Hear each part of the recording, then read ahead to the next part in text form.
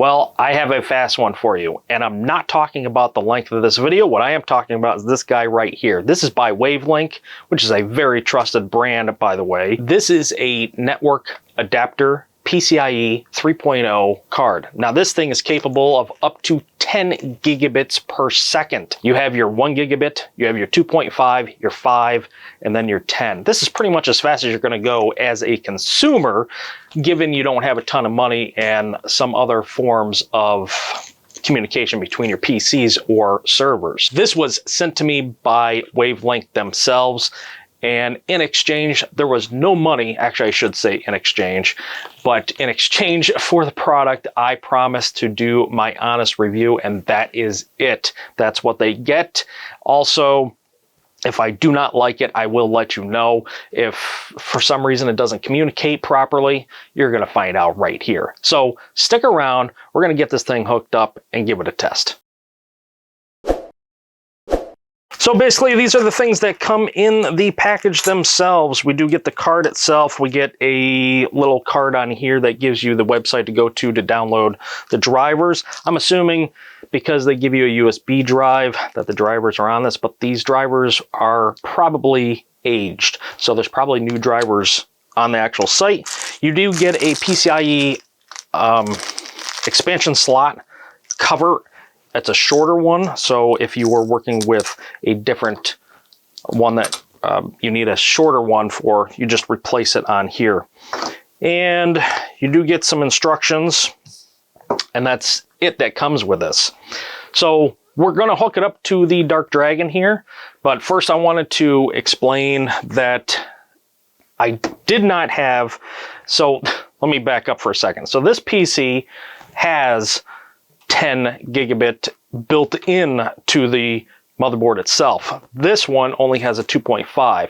Even if I could get these two to communicate, it's always going to go at its bottleneck, which is the slowest, which would have been the 2.5. Down here, I have another switch, and that's why we have this guy here. I only have a 2.5 switch. So even if both of these computers were at 10 gigabits per second, it would still only go at 2.5 because I only have a 2.5 gigabit switch. So I had to go out and purchase a 10 gigabit switch just to do this test. But I got to get this hooked up. We are going to do a separate video on the difference in the speeds from 1 to 2.5 to 10. And there is 5 gigabits, but I don't have a 5 gigabit switch, so we're not going to do that test. But anyway, I'm going to get this thing hooked up kind of off camera, and then we will get this thing tested. But we do need to get this hooked up into here and make sure it starts communicating. So let's get that done. One thing we can try is just actually plugging it in. So I unplugged the one from the motherboard. I actually have two 2.5 gigabit ports on the motherboard, and we can plug in our 10 just to see if it actually even communicates. It probably won't because it's got no drivers, but we'll see. Actually, it does. So now what we're doing is I'm looking for internet, and it actually already has internet. So I'm actually pretty impressed by that. And we can go ahead and open up. Yeah, see, we're already on. So this didn't even require to do the driver, but let's go ahead and check the device manager. Device manager is right down here. Do a right click and then come up to device manager. And so far, we have nothing out of play here. And if we go to, look at this, network adapters, and let's just see. Now, I do not see the actual, oh, right here, the 10 gigabit network adapter. That was easy. So let's just go to their actual website and see what we can find there. So it'd be Wavlink.com. Let's just do /drivers. Let's try that.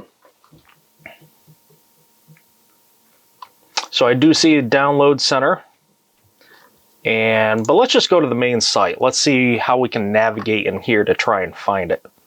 So down here at the bottom, you'll see WLNWP004. That's the one they gave me. So we want to do a little search right here. 00P004. So I do not see it right in here.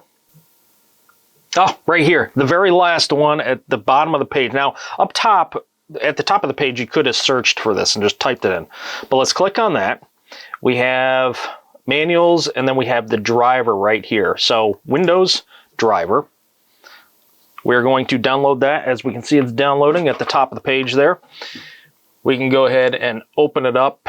Now this is actually, let's close everything because we have it downloaded now. Go to our File Explorer, go to our downloads, and let me get rid of these. Just a little less confusing. Do a right click on this because it is a zip folder. Extract all. We're going to extract it right back to the same window.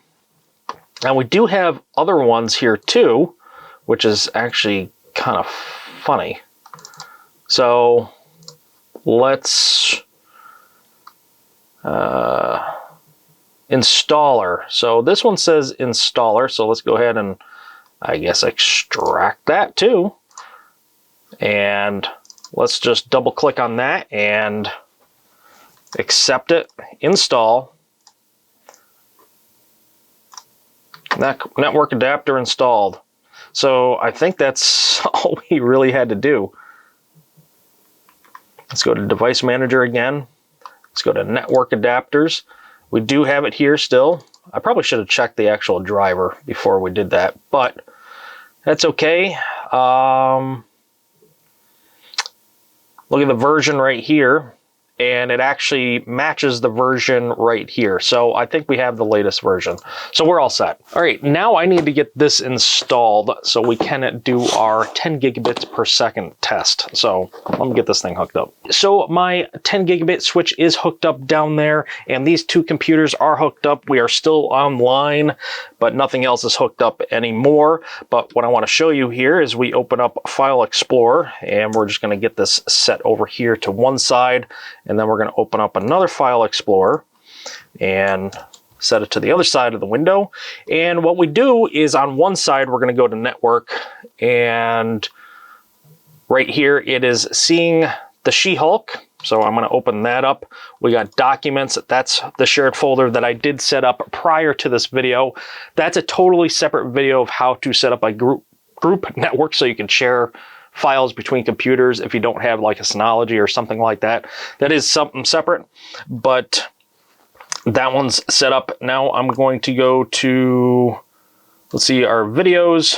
We're going to go to Handbrake because I have a bunch of videos in here, and all in here is about 137 gigabytes. So we're going to do Control A to select all of them, and then I am going to just drag and drop. Now we should get, yep, we get this right here, and look at that, that's awesome. That is awesome right there. So we have 1.09 gigabytes per second, which is the equivalent to about 1,080 megabits per second. So, or I should say 1,000 gigabits per second, not megabytes. So that is pretty impressive right there. That is going super fast. We're already down to about 75 gigabytes left of data. I mean, this is all going to be within 2 minutes, 3 minutes tops. If you notice, there was a countdown timer there. I have no clue where it actually started because I wasn't paying attention to that. I was really impressed with just that 1.09 gigabytes per second. That was the impressive part. So there. That's a whole bunch of movies. 137 gigabytes. I can't say it enough times. That was super fast, super simple to hook up. And I'll tell you what, the most difficult part though is getting the work group communication between two PCs. That's the most difficult part. But getting a switch hooked up and actually transferring files like that, it's super simple. Even in installing this PCIe card, that was super simple. I didn't even need to have the driver. It was already, I think, at the latest. So, okay, there's nothing bad to say about it. I don't know what I could say bad about it. There's nothing. There's zero. So, anyway, I'm just going to keep rambling that it's good because I really have nothing bad to say about it. So I don't know. If you guys are interested in that product, I will leave a link down below. but I just want to show you it on Amazon. You can pick one up. If we check this thing out, of course, this is backwards compatible with your 10 gigabit, 5 gigabit, 2.5. It's all backwards compatible all the way down to 1. I don't know why it stopped at 1, but it should do 1. There's no reason. So this runs at $89.99 with a $10 coupon, which would bring it down to $79.99. That's actually a pretty good value for having 10 gigabits per second. But they don't have like different colors or anything like that, so you just get what you get. The PCI Express slots, this says buy one. However, that's where they're screwed up. Right on the back of this box, actually on the front of this box, it does see, actually I'll show you right up close to the camera. You see right down here, PCIe by 4. Back here, PCIe 3.0 by 4. So, and then with by 4, by 8, or by 16. Nowhere on this box does it say by 1. So it has to be a by 4. Again, I will leave the link down below. Also, I'll leave the link to this in case you want to utilize that. But unless you have a 10 gigabit per second internet connection, which I guarantee you nobody has, pretty much. Not yet, anyway. I think the best you can get is maybe 2.5, maybe 5. I don't know, and I could be wrong on that, but don't quote me. I only have a 1 gigabit connection, but my local account, I can have whatever I want. So that's the beauty of it. So if we want to communicate between two PCs, as long as there is a switch linking those two PCs or the server or whatever you have that can, you know, they all talk, they all have to be at the same level, being 10 gigabits per second, then they'll communicate. But that was ultra fast. I'm like, I want that now, right? Because that's just, it's quick. Sometimes time is money and you just want to get things done. But you don't need something that fast. They do offer lower end ones that'll only do 5 or 2.5 or even 1. So go and check those out if you would like. Other than that, let's get this thing wrapped up. Feel free to leave comments down below with any questions that you do have. Also, give this thing a thumbs up just to support and help me out. That'll be awesome if you do. And also, don't forget to subscribe if you have not subscribed, and hit that bell icon next to the subscription button to get notified for any future videos that I do make and post. And until next time, guys, take care.